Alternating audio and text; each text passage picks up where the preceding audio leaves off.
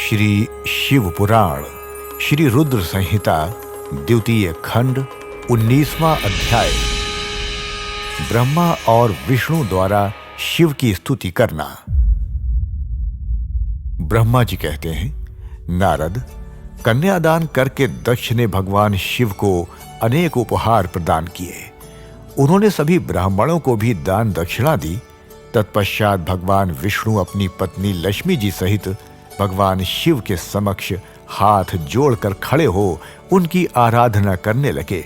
वे बोले, हे दया सागर महादेव जी, आप संपूर्ण जगत के पिता हैं और देवी सती सबकी माता हैं। भगवान, आप दोनों ही अपने भक्तों की रक्षा के लिए और दुष्टों का नाश करने के लिए अनेक अवतार धारण करते हैं।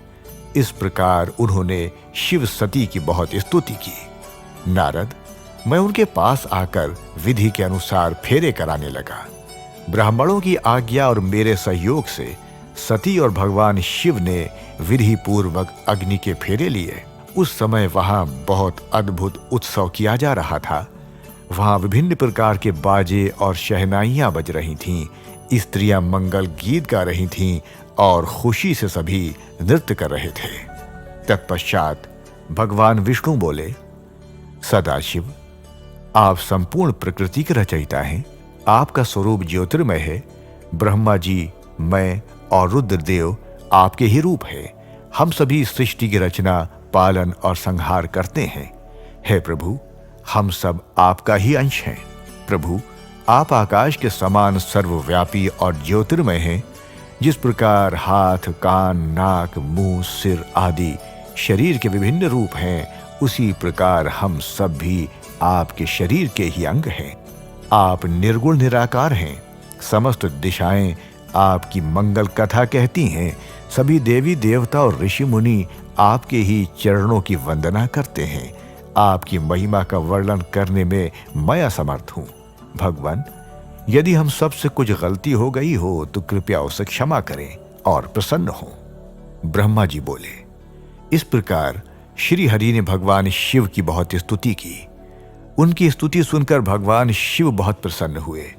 विवाह की सभी रीतियों के पूर्ण होने पर हम सभी ने महादेव जी एवं देवी सती को बधाइयां दी तथा उनसे प्रार्थना की कि वे अपनी कृपा दृष्टि सदैव सभी पर बनाए रखें, वे जगत का कल्याण करें।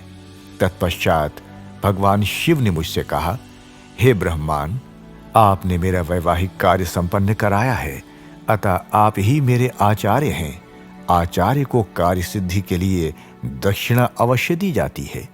इसलिए आप मुझे बताइए कि मैं दक्षिणा में आपको क्या दूं। महाभाग, आप जो भी मांगेंगे मैं उसे अवश्य ही दूंगा। मुने, भगवान शिव के इस प्रकार के वचन सुनकर मैं हाथ जोड़कर उनके सामने खड़ा हो गया। मैंने उन्हें प्रणाम करके कहा, हे देवेश, यदि आप मुझे अपना आचार्य मानकर कोई वर देना चाहते हैं तो मैं आपसे ये वर मांगता हूं कि आप सदा इसी रूप में, इसी वेदी पर विराजमान रहकर अपने भक्तों को दर्शन दें।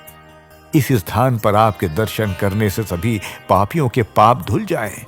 आपके यहाँ विराजमान होने से मुझे आपका साथ प्राप्त हो जाएगा।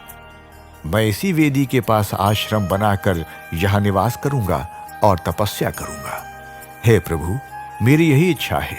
चैत्र मास के शुक्ल पक्ष की त्रयोदशी को पूर्वा फागुनी नक्षत्र में रविवार के दिन जो भी मनुष्य भक्ति भाव से आपका दर्शन करे, उसके सभी पाप नष्ट हो जाएं, रोगी मनुष्य के सभी रोग दूर हो जाएं। इस दिन आपका दर्शन कर मनुष्य जिस इच्छा को आपके सामने व्यक्त करे, उसे आप तुरंत पूरा करें। हे प्रभु, आप इस दिन सभी को मनोवांछित वर प्रदान करें। भगवान, यही वरदान मैं आपसे मांगता हूं। मेरी ये बात सुनकर भगवान शिव बहुत प्रसन्न हुए।